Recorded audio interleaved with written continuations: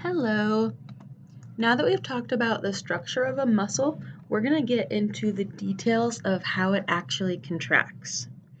So, big picture, the sliding filament model told us how the muscle fiber contracts. Like we know the actin and the myosin slide, but what makes it contract? That's going to be the focus of our discussion today. Everything that happens to actually cause the contraction. And I like to split it into like 3 separate events just for clarity. So events at the neuromuscular junction, and then we'll add in substeps later.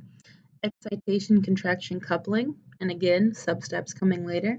And the cross-bridge cycle, more steps later. We are looking at a muscle and a nerve. So this black stuff is a nerve. The little projections are called axons, and the end of the axon is called the axon terminal. And all of this pink stuff is muscle tissue. I can see my A band and my I band, my light and my dark bands. So that means this must be a myofibril. So a collection of myofibrils is a muscle fiber. So what we're seeing right here is one muscle cell and one nerve attached to it. Here's a cartoon version of what we just saw. It's called the neuromuscular junction. So again, here's one nerve. Here are the axons and the axon terminals, and this is one muscle fiber or one cell full of little teeny myofibrils. We are going to zoom in on an axon terminal, and pretty much everything we're going to be talking about today is happening in the space between the axon and the muscle. There's a little gap. It's called the synaptic cleft. So, first thing that's going to happen is an action potential is going to be sent. An action potential is like a nerve impulse. So it's like the brain could think and tell, like the brain could send an image for a muscle to contract.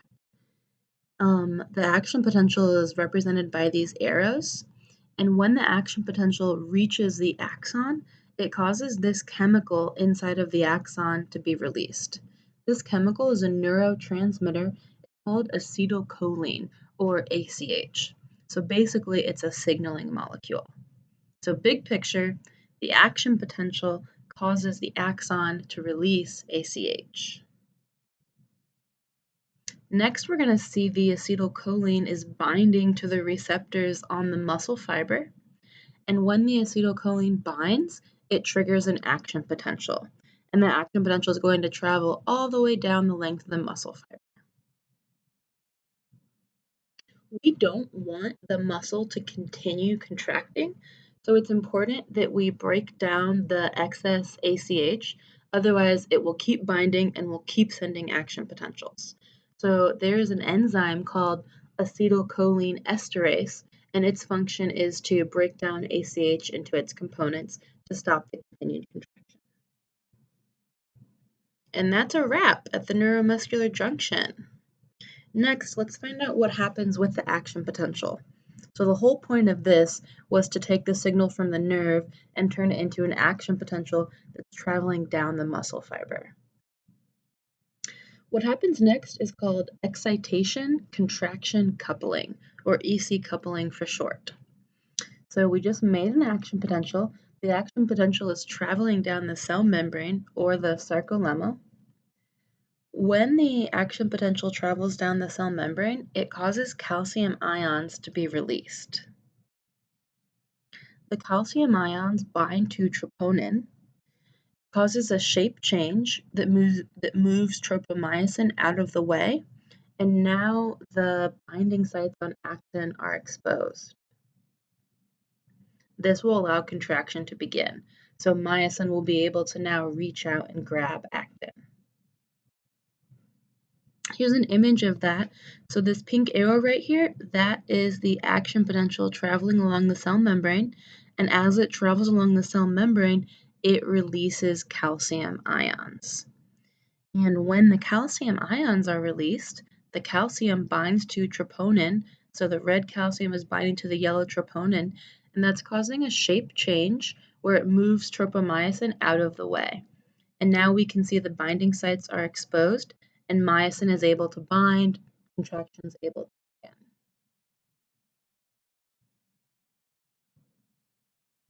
Finally, the cross-bridge cycle. So myosin is going to literally stick out its head and form what's called a cross bridge with actin. A cross bridge is like a temporary connection. After they make contact, the power stroke occurs. So that's when myosin literally pulls the actin and the entire sarcomere shortens. Like if you could picture myosin pulling the actin and it's like pulling the Z discs closer to the M line.